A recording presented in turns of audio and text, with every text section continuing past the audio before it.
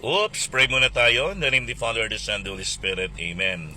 Panginoon, nagpapasalamat kami at binigyan mo na naman kami ng isang biyaya ng buhay. Isang buhay na bibigyan namin ng kahalagahan para sa pagbibigay puri sa iyong pangalan. Panginoon, sa araw nito, humiling kami ng patnubay, gabay sa iyo, lalong-lalo na sa dinadanas naming sakuna ngayon sa bagyong dumating dito sa aming bansa.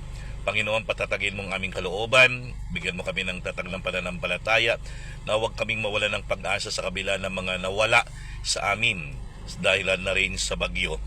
Sa mga bahay namin, mga property, naway patuloy ka pa rin naming pagtiwalaan dahil ikaw ang aming buhay. Panginoon, sa araw na ito, patnubayan mong bawat pamilya na mga nasalanta, naway maging matatag